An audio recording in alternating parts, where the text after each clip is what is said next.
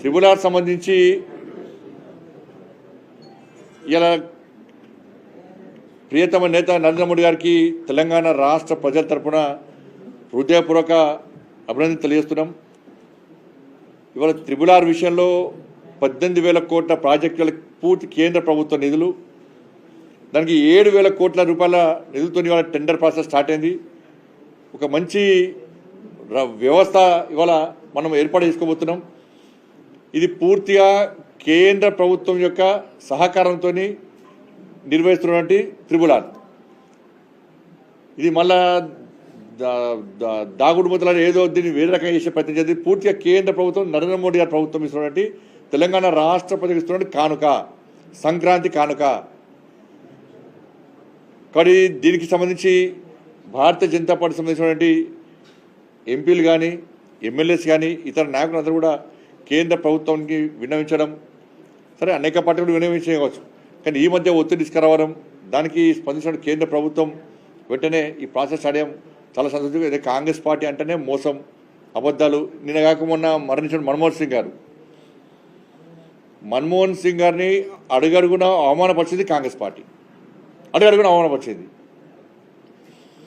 తెలంగాణ రాష్ట్రం ఏర్పాటు సందర్భంలో పార్లమెంట్లో ప్రవేశపెట్టిన బిల్లు సందర్భంలో దేశ ప్రధానిగా ఉన్నటువంటి వ్యక్తి మన్మోహన్ సింగ్ గారు ఇలా సూపర్ పిఎం అంటారు కదా, ఎవరు? సోనియా గాంధీ గారి పేరు చెప్తున్నారు తప్ప మన్మోహన్ సింగ్ గారి పేరు ఇద్దరు కాంగ్రెస్ పార్టీ చెప్తలేదు. బీఆర్ఎస్ పార్టీలు కూడా అప్పుడు సోనియా గాంధీ గారి పేరు చెప్పి తప్ప మన్మోహన్ సింగ్ గారి పేరు చెప్తలేరు. ప్రధానమంత్రిగా ఉన్న వ్యక్తి ప్రాధాన్యత, ప్రముఖమైన వ్యక్తి ఉంటారా, ఆయన ప్రాధాన్యం ఇస్తారా? లేదు, ఇలాంటి ప్రాధాన్యత లేని సోనియా గాంధీ గారికి ప్రాముఖ్యత ఇస్తారా, ప్రాధాన్యత ఇస్తారా? అర్థం చేసుకోవాలి మనం. అంటే పార్లమెంట్లో ప్రధానమంత్రిగా ఉన్న వ్యక్తి మన్మోహన్ సింగ్ గారు, తెలంగాణ రాష్ట్ర ఏర్పాటుకు బిల్లుకు సహకరించింది, సపోర్ట్ చేసింది మన్మోహన్ సింగ్ గారు. కానీ ఎక్కడ మన్మోహన్ సింగ్ గారి పేర్లు కూడా ఒక రబ్బర్ స్టాంప్గా తయారు చేసి సూపర్ ప్రైమ్ మినిస్టర్గా ఇలా సోనియా గాంధీ చెల్లమనే ప్రయత్నం చేసింది. ఎక్కడ కాంగ్రెస్ పార్టీ కనీసం ప్రయత్నం చేయలే.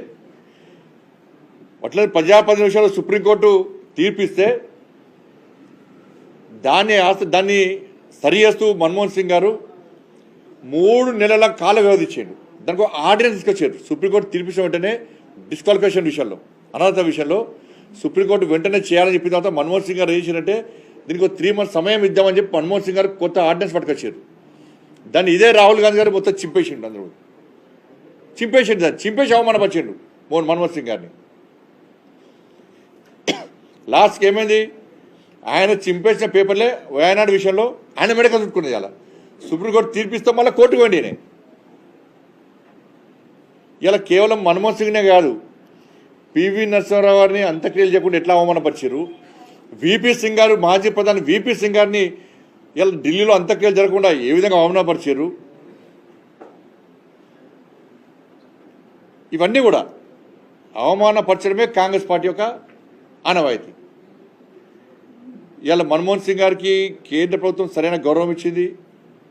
ఒక దేశ మాజీ ప్రధానిగా ఆయన సేవలను గుర్తించే ఇలా కేంద్ర ప్రభుత్వం సహకరిస్తున్నది. కాంగ్రెస్ పార్టీ మాత్రం మన్మోహన్ సింగ్ లాంటి వ్యక్తులను అనేక సందర్భాల్లో అవమానించిన విషయం వాస్తవం.